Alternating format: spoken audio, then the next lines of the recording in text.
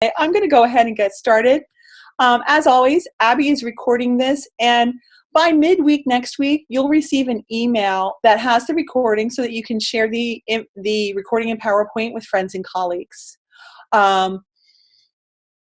Please feel free as you join to put your information in the chat and to either participate by raising your hand. We'd love to hear from you when you have a question, or to use the chat as well. There will be a lot of hands-on resources today. If you're at a computer, it'll be great for you to be able to click on links in the PowerPoint and to use them as well. So I'm going to go ahead and switch to presenter mode.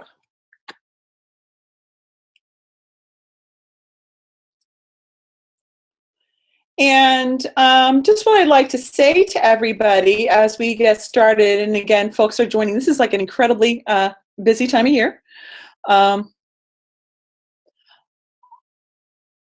is that what we hope to do today is to do a couple things. One, we have a friend and colleague at PS48, Pat Mitchell, who works in New York. She's in the middle of parent conferences. If she can join us today, we're going to just squeeze her right in, and if that does not work out, we'll put her in May. So PS48 is really creating a phenomenal learning community, and I think they have some just great advice for us. We're going to spend the majority of our time today really looking at some wonderful resources that can help you spread and scale LDC in ways that reduce the cognitive load for teachers up front and help them have a more successful first-time experience, to help them more quickly truly align their work to standards, and to use the LDC tools and resources formatively along the way to have stronger impact on students. I'd like to turn this over to my friend and colleague, Nicole Renner, who manages our work with core content. She does a number of resource projects out in the field to help build great examples and templates. And so I'm going to just stop sharing my screen and turn it over to Nicole because I don't want to steal her thunder, but I think you're going to find things that you can use tomorrow. Great. Thank you so much, Barb. I'm really excited to be here. I've been with LDC for a while now, and I'm finally getting to that point where I can see your names in the participant list and start to put faces and names together and know where I've gotten the opportunity to see and work with you and learn from you. So it's nice to be here today to share with you several new resources that we have under development. And the resources we're going to share are, like Barb said, are designed to really touch on all three pieces of that three-legged stool that is curriculum, instruction, and assessment. And they're designed to do so in a way that supports teachers by reducing the cognitive load a little bit, but still giving them flexibility and freedom to use these tools in ways that are appropriate for their students and for their curriculum. So there's a lot to talk through today, but I'm going to try to give you opportunities to explore, do a little bit of hands-on exploration, and talk to each other and to us about what you're seeing. So the first thing we're going to look at are starter tasks. A few of you have seen a sneak peek of this resource under development at recent events. And this is really going to be the curriculum piece of the stool. This is a design tool for creating high-quality, standards-driven assignments. Then we're going to talk about benchmark mini tasks, which really live in the instruction world, but also the formative assessment world, because as we know, those two things are deeply integrated in the classroom. And these are a wonderful resource for supporting and monitoring students' development of a few really key literacy skills in just about any assignment or curricular context. And then finally, we're going to give you a little peek at our brand new reading standard rubrics, which are customized rubrics for grades K through 12, directly linked to the reading informational text and the reading literature text standards from Common Core. So that's just a little preview of what we have in store for you today. And we're going to start appropriately with starter tasks. So I am going to go into present mode so that you can just see this. There we go. And talk a little bit about starter tasks. So what is a starter task? It's not too different from any other task in the LDC library, but it has a few key features to support teachers. It's a discipline-specific and annotated task example that's particularly selected or designed to be easily adapted just by switching out the texts and leaving just about everything else about the task the same. They're really driven by the reading standards. You'll see language of the reading standards built directly into the task prompt. And again, they're annotated to support easy adaptation. And it's just yet another way to give teachers a quick leg up on designing really good tasks that enact the standards for their discipline while still customizing elements to their own classroom. So why starter tasks? I want to start by backing up a little bit and thinking about LDC task templates more generally. This is an image you've probably seen in some of your other work with LDC that shows all the different decision points in an LDC task. So we know that even though you're starting with a template, there's a great deal of complex thinking that goes into filling in all of these different blanks and making sure that what you produce works cohesively. This example has actually 6 different choices that a teacher has to make in filling out the template to craft a really coherent task. The idea of a starter task is simply that it reduces the decision points. And here you can see the same task highlighted in a slightly different way to show that all you have to do is select a different text and plug it into this place in the task prompt, and the task will still work as a curriculum that is driven by reading standards 2 and 3 in this case for literature, and can be used flexibly depending on what kind of text you want to use with your student. What's neat about this is that it still provides opportunities for teacher thinking around their discipline, around their students, because there's still important decisions to be made to fill in those blanks, even though they are fewer blanks than we had before. And that's where these annotations come in. So all of the starter tasks that we release in the collection are going to have annotations to support teachers in thinking about how best to swap in different texts so that the task still works as written and is still coherent. So it might invite them to think about, for example, what genre of text it would make sense to insert into this task. It might have a quick reminder of little things that you still need to change if you're swapping out the text, like changing the author's name. Gives different possibilities for how you could tailor the task even a little bit more by, for example, instead of listing a single character's name, you could give students a little bit of choice and flexibility to select their own major character to talk about, even in the context of the same task.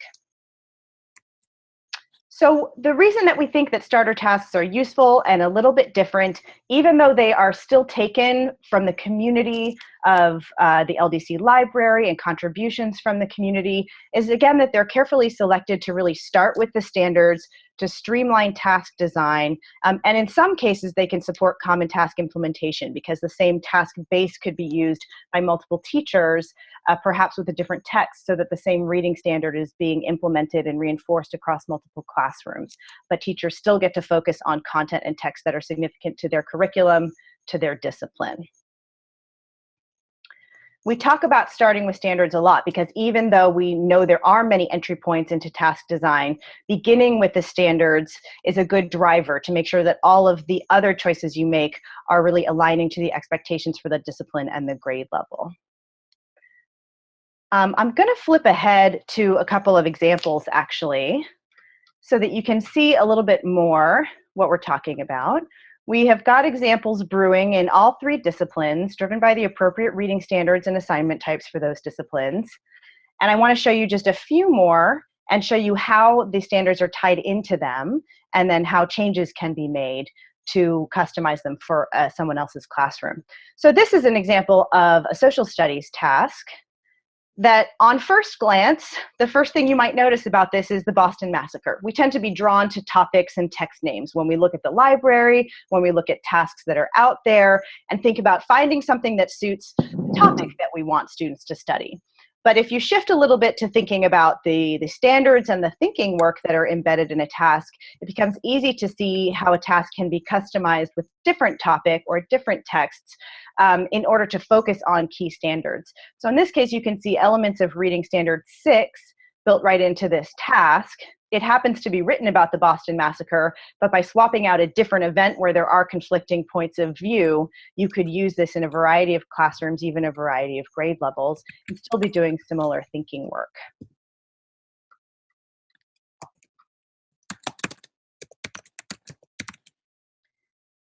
I'm going to guide you now to actually look at an example of what these look like in core tools to show you how they emphasize that mindset of thinking about searching for tasks as a starting place for design by standards and by thinking work, rather than by topic or by text that allows you to do that customization later.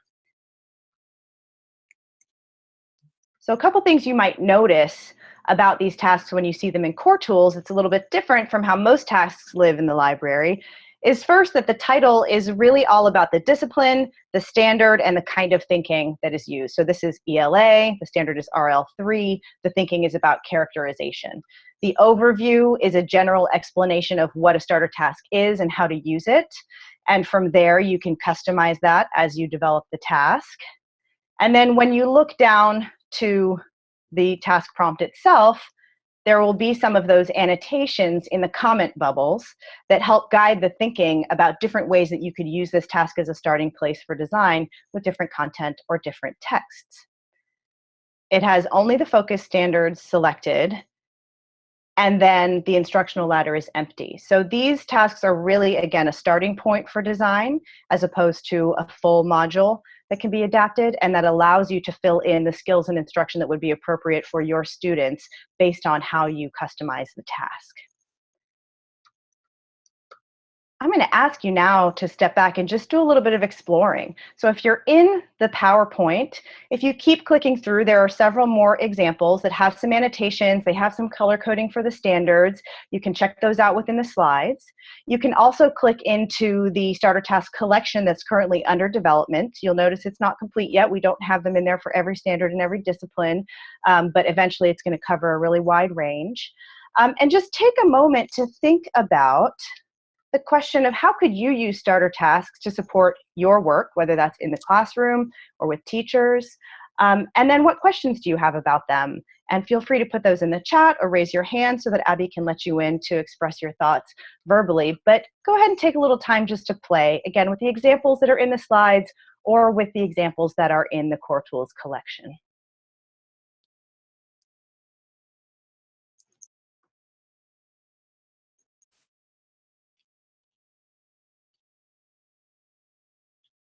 Sometimes when I do this, I download the PowerPoint or I open it up in an additional browser tab so that I've got the Zoom meeting running, and then I either am switching tabs or, again, sometimes I use two different browsers to make it easy to do that.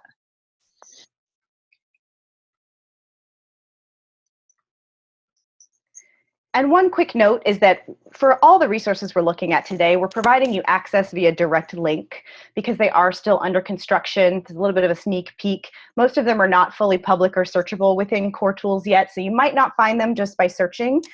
They will be formally released soon, and you'll get notice through the product newsletter and other communication venues of when that happens. But for now, the links that we're providing are the best way to get to these resources.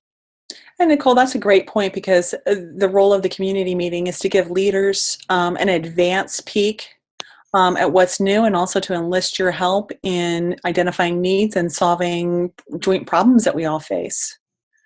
So you said there's links in the PowerPoint and in the chat. Abby keeps populating them to help us quickly grab what you're talking about.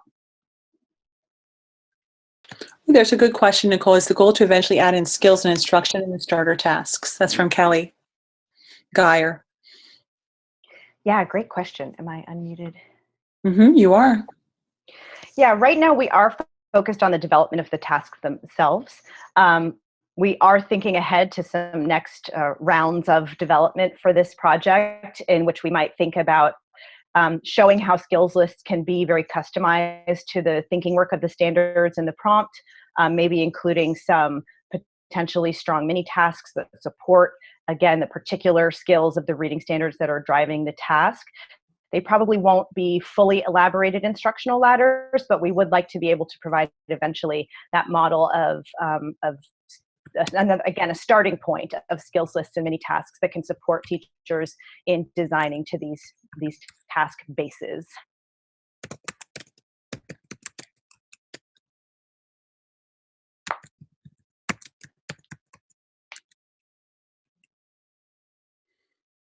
Another question about sliding these tasks to different grade levels, either up or down. Yeah, another really interesting question that we've explored as we develop this collection. We find that in some cases, a starter task can be very easily adapted across a pretty wide range of grade levels. You know, some of those reading standards are very consistent in what they're asking of students across grade levels, and these are designed to be driven by grade level specific reading standards, not the anchor standards. So we are also trying to develop examples at multiple points across the span of grades, maybe not every single one K through 12, but lower elementary, upper elementary, middle, and high, so that you can see examples of how a task might be different with the corresponding grade level standard within the same anchor standard. So you could see what, you know, R3 looks like at grade 2 versus grade 5 versus 8 versus 11, and how it builds in complexity and the expectations for students. So there will be examples across that range to support that kind of thinking as well. Nicole, two other comments that came through the chat that I think are just good affirmations for you, because I know you can't see it right this moment, is that without the ladder, it puts the focus squarely on getting a standards aligned task and getting that initial assignment design up front. And the other thing that's referenced here is that people are thinking about how it really creates a very positive first-time experience for a teacher. You know, we talk a lot about zone of proximal development and gradual release for students, but we don't think about that enough in adult PD. So as you think about your implementations, that's one of the things that we're really trying to do with the starter task and other resources. And then in the online teacher learning kit, as we look at cycles of instructional design, providing more scaffolds for teachers up front. And this you've really done this with these resources. Yeah, that's so interesting.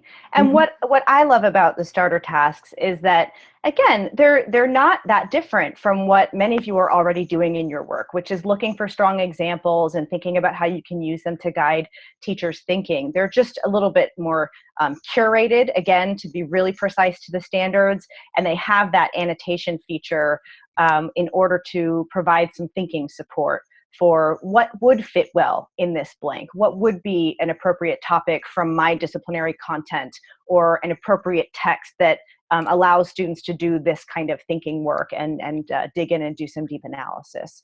So it's sort of adding features to the kind of work that we already know you all are doing in coaching roles out in the field to support teachers and their coaches. I think we're ready to see more. Suzanne calls it opening the trench coat, Nicole,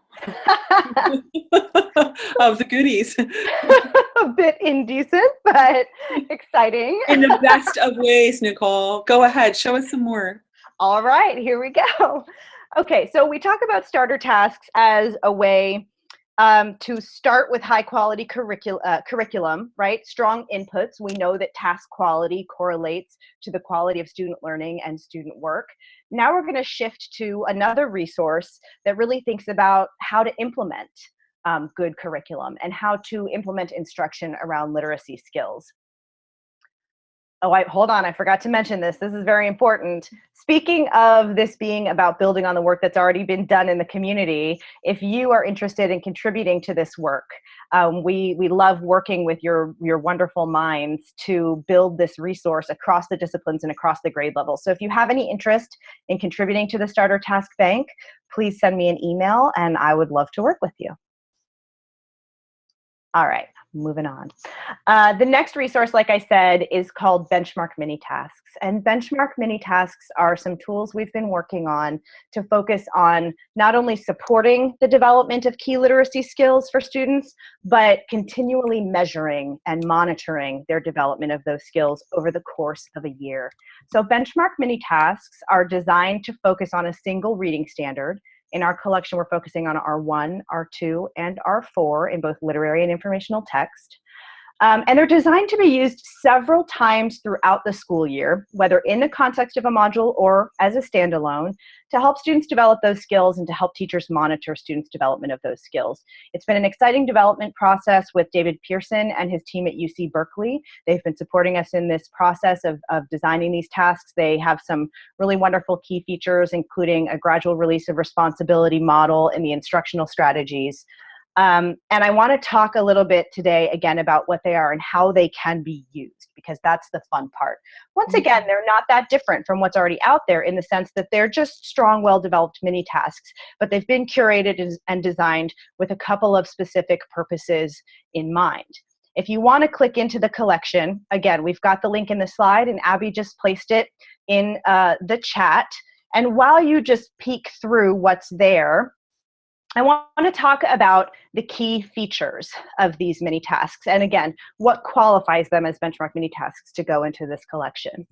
The first is that, again, like the starter tasks, they're really directly driven by grade level standards for reading informational text and reading literary text. They are designed so that they are infinitely repeatable. They can become routines that students internalize. They can be done over and over again throughout the year with different texts. You could do them every week if you wanted to. You could repeat the same mini task with a different text and develop that over time and make it a normal part of students' experience in the day-to-day classroom. They're designed to be easily differentiated so that you can provide targeted support for different students in the classroom. They all feature gradual release of responsibility in the instructional strategies to support skill development with some direct instruction and then bringing students more into the driver's seat over time. And all of them include some sample texts that are appropriate for the targeted skill and the targeted grade level. And those texts can be used for the teacher modeling part of the lesson in the early implementation when the teacher's playing a more active role. And they can also be used as sort of an example of what kind of text would work well with that mini task. So I want to back up to one thing I said earlier and just think for a moment about why these standards. So we did choose not to include benchmark mini tasks for every single standard. We picked R1, R2, and R4. And these are the central constructs of those. We're talking about citing textual evidence, determining central ideas or themes, and interpreting words and phrases as they are used in a text. So just for a sec, in the chat or raise your hand to join in, I'm curious to know why you think we might have selected those three standards in particular, R1, R2, and R4. This is the interactive part, right? Right. Although I know it's one of those bad teacher questions, because I have an answer in mind and you want to guess what's in my head, although I think it would be cool to hear what you think about these three, aside from what I may have thought. Well, it's a talking point we need to turn around and articulate back in our sites. So it's a fair question. It's not a setup question.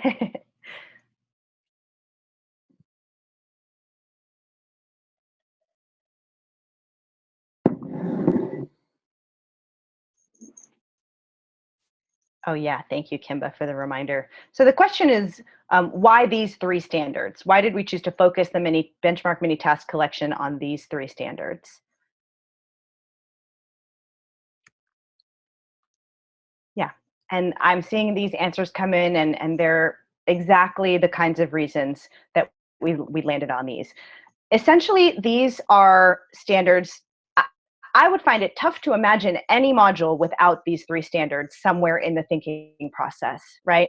You are reading, you're understanding what texts have to say, you're looking for textual evidence to support your ideas, and you're having to think about the vocabulary of those.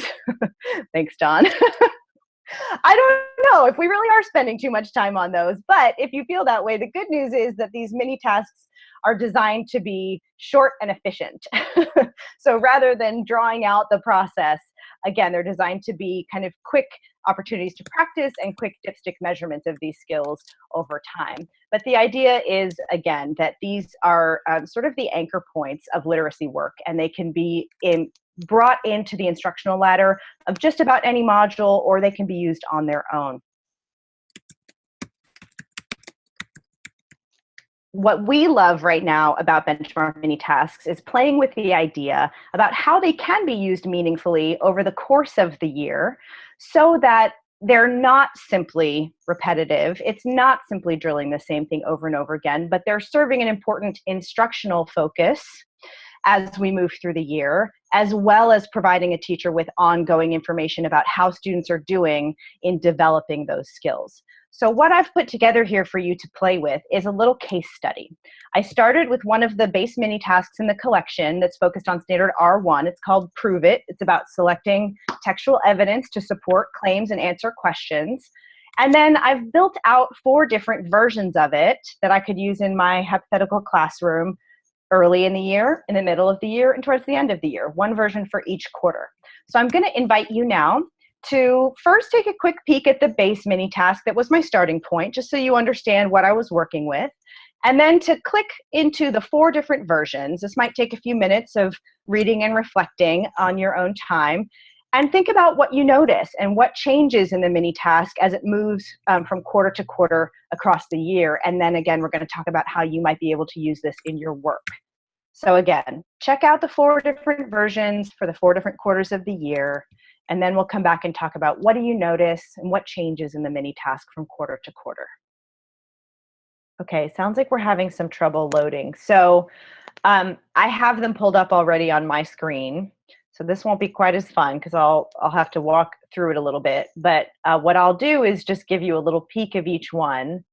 And you might notice some things as we go through. And then I can also point out some of the differences that we made for each version. Okay, so here is the quarter 1 version. Couple of quick changes from the base. It had standards for all grade levels 6 through 8. I narrowed it down to 7, assuming that the classroom would only have 1 grade level of students. And then if you scroll through the first one, I'm starting to see initials pop up in here. So hopefully people are getting it loaded on their end. And if so, please feel free to ignore me right now and go back to your individual exploration. We've got the instructional strategies. There's prepare, there's a warm-up, introducing the routine. There's some modeling, some guided practice, some independent practice. Kept in some of the notes from the original mini task that just provide some thinking about what's important to notice here, some ideas for extending the mini task after the fact. There's some text and resources attached.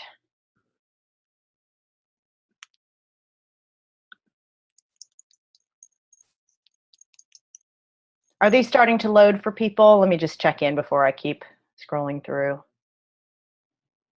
They are. Okay, that's good. Okay, then I'm gonna go back to being quiet for a minute while you explore. And again, we are monitoring the chat. Last week there was almost like an unusual Amazon issue, but let's just take a look. Take about 2 more minutes. I know there's lots to process here. You're probably not reading every single word, but just scanning across the different versions for differences. If you're already starting to notice some things, feel free to start popping them into the chat. And in about 2 minutes, we'll start discussing as a group. Text choices. We went from a short story to a young adult novel, and then we had 2 slightly more complex novels toward the end of the year. Mm-hmm. Product changes, graphic organizer to sentence stems to independent writing.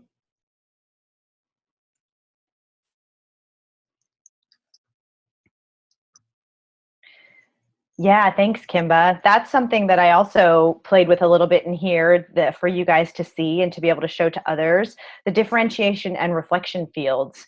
So by the time we've got to the 3rd implementation of this mini task, the teacher has had a chance to gather some data, quantitative and qualitative in this case, because there's a rubric that's attached and they're seeing how their students perform on that rubric on each implementation. There's 2 different constructs that there are separate rubrics for, so they can separate out the skill of making the inference from the skill of citing the evidence.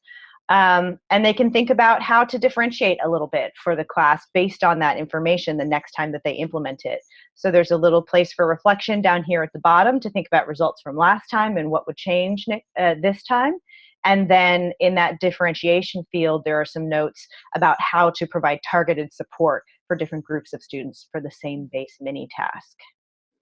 I think that's really key in just one of the many reasons why I love these, Nicole, and the way that your scaffolding showed that slide across a year shows that is as we're implementing LDC across school systems. For example, Kentucky's got a gap closure initiative. Everybody has some students who perhaps, when we think about core curriculum, are advanced beyond the core curriculum, and the benchmark mini test could be a quick formative assessment that let me know how to differentiate for them. But then we also have students who it's really tough to get authentic assessments on some of these skills once students no longer need words correct per minute or sight words or those kinds of things. And this gives a quick dipstick for students who still need to build some foundational skills. If I'm going to do deeper analysis, being able to cite and pull out key evidence is a prerequisite to that deeper analysis. So I think this really strengthens a teacher's ability to differentiate, to use formative assessment as part of a universal system of supports. So now that you've had a chance to explore a little bit, that provided one model of how you could adapt and use a benchmark mini task over the course of the year. I would love to hear you talk a little bit about how else you could do that process. What are some other ways you could adapt and use or differentiate a benchmark mini task like this over the course of the year? And also, just what questions do you have about benchmark mini tasks before we move on to our third and final feature for the day? Oh, and Dawn has a thought here about, again, how these could be used in your work. A little bit more broad than the specific question that I asked, but another great one to consider, just how can you use this in your work generally? And Dawn, you said it could lead a pathway to using common assignments in PLCs. Do you want to say a few words about that?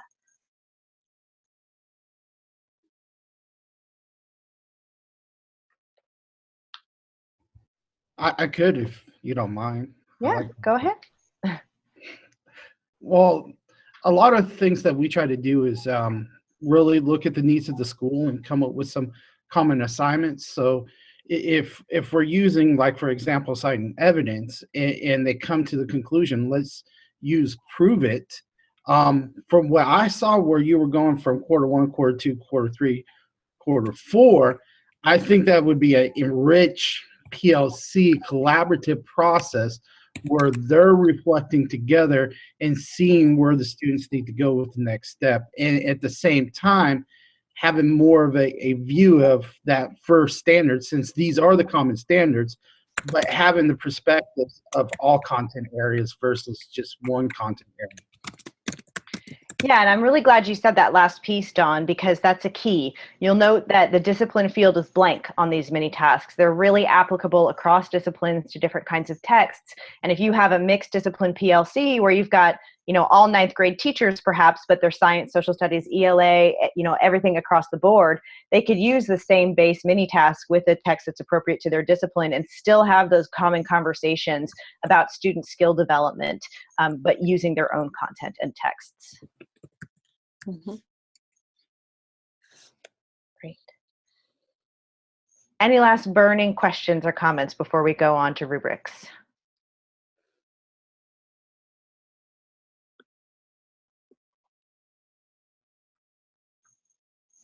All right. So there's one more special feature of the benchmark mini tasks, which is that they do in fact include rubrics that are tailored to the grade level reading standard. And they have that because coming soon to Core Tools will be the full suite of LDC reading standard rubrics. We've provided you with a link here to the beta version that we're starting to release out into the world. We're going to be pulling these in so that they can be used in a variety of contexts.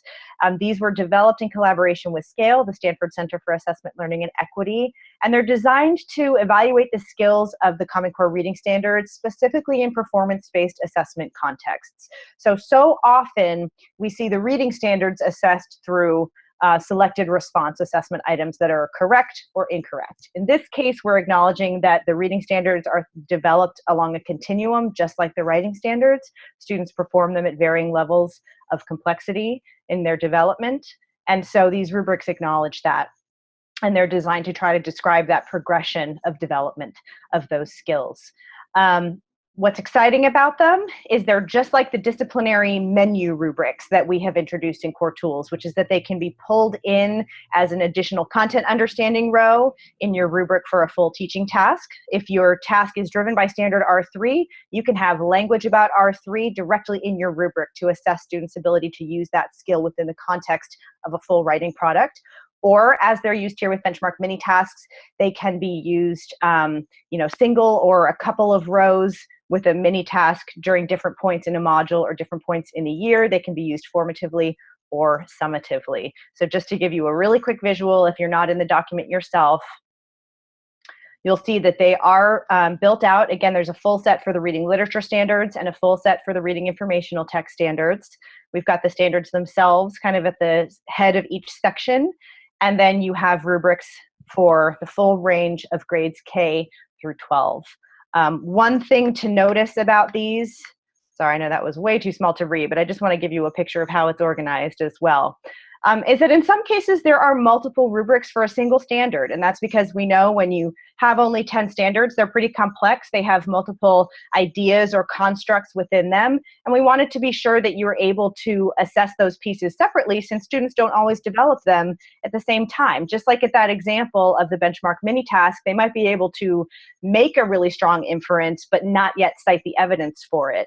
So we've separated those out into their own rubric dimensions so you can really get specific and precise about what you're measuring and how to give students feedback on those skills.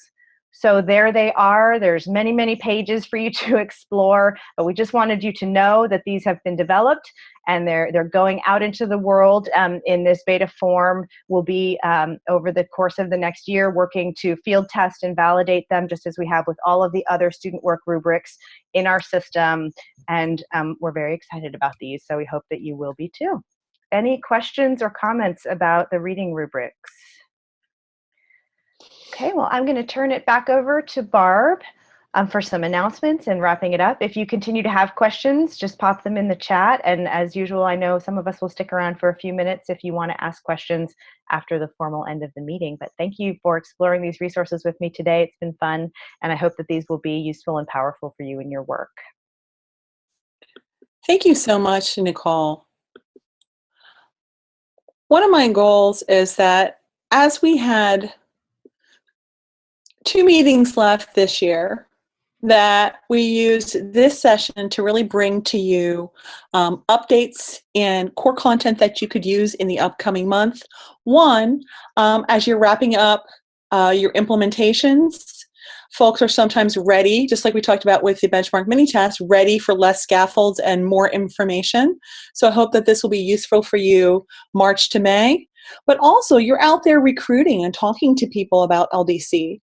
And so whether it's a new site or a site that you're looking to re-engage, you know, where it's like, hey, we often say, this is not your mama's LDC. LDC is really involved into what we like to call a curriculum alignment system, that there are components that you are using really to get system level lift. So wanted you to see those today. And I'm so glad that you are excited about them as well. In these last couple of minutes, I'm going to highlight a few things that, given the busyness of our days and the multiple ways we communicate, I want to make sure that everybody has not missed some of these little high points or opportunities. So just real quickly here, in some of our work with Facing History, their mini task collection has been widely used, and Facing History is field testing 3 short modules around some high quality content around Reconstruction, To Kill a Mockingbird, and other topics. Also, the National Board mini task template that includes fields for reflection and differentiation is here. And just a great shout out that you can share, good news that you can share in your sites around ASCD. I also wanted to let you know about an update that happened overnight to make starting LDC easier for teachers. So when teachers sign up for a free account now, or you invite them to, what's going to happen is they're going to get a brief what is LDC slideshow and screencast to get them started. Some of the feedback that we had heard in the past is, oh my goodness, there's so much here, I don't know where to start. So just to show you what that looks like, although you're not a new user, you'll be able to access those first-time experiences. And I'm just going to pull that up real quickly in Core Tools and just show you that although you're not a new user, you're going to be able to see that what is LDC screencast, slideshow, and it really is beautiful. And it positions LDC really as a tool for standards alignment, for improving teacher practice, talks about the using quality examples, providing feedback. So again, beautiful, short, hitting the high points of LDC and ending with results. And then really quick and easy to find is the LDC video tour, which is basically a demo that will take teachers into the high points of the bars across the top, the LDC library, their library, and then the Learn tab, which is where our free and licensed online content lives. So 2 things that you can use as you're getting groups started, and every new teacher administrator that's getting a Core Tools account now will have that targeted introduction, which we think will set them up for greater success. This month's meeting, we focused on updates in core content. At our final meeting of the year, we're going to spend some time looking at updates to the LDC Teacher Learning Kit. So a lot of that, the goodness of that Teacher Learning Kit lives in the Learn tab, and that's the online courses. We'll be debuting some new courses, and you'll get a chance to really look and play at our next meeting. And then also you'll be able to just take a look at how we've upgraded implementation resources, data, and then again, how that links to badging. So that will be next month's meeting. I'm sure you're going to, the May meeting, I'm sure you're going to want to join me for that. The other part of our supports to you around the country is national coach credentialing. And I do want to mention that real briefly, when we think about our coach credentialing, we have over 124 people now from partner organizations like SREB and Generation Ready, where it's really important that as our partners are going out providing professional development, that school districts know that they are credentialed. We have large coaching cohorts, as we talked about at our last meeting, in Kentucky, in Pennsylvania, and Arkansas, who are going through their own credentialing process to support schools. If we think about our whole backwards design theory, if we start with the standards, that defines student thinking and the work students do. When we know what kind of work we want from students, that means that we know what skills teachers need to develop. And then if we're going to help students and teachers in that system, it takes coaches who have some specific skills, that they are demonstrating competency in LDC by creating their own rated curriculum, that they're able to give good feedback. And finally, that ultimate badge of an expert LDC coach is that the teachers they work with also are showing that they're developing their skills. I wanted to just call out coach credentialing for you. This community is involved in that in different ways, but I wanted to let you know of 2 opportunities that are linked here. We are starting a new cohort of blended foundations. If you are in the national coach certification work, you may have already gone through this, or you may have people in your organization that would be ready to join April 4th. If you're interested in becoming a nationally certified coach, please email me. You may also be interested just in getting your feet wet with our first offering in our coach credentialing process. It's called Blended Foundations. The flyer is here for you. It is an 8-week course that involves once a week synchronous meetup where we task workshop, do work together, and you do some independent work and posting where you're getting into key course content and forming a professional learning community with colleagues. So in a quick nutshell, this opportunity is available for you.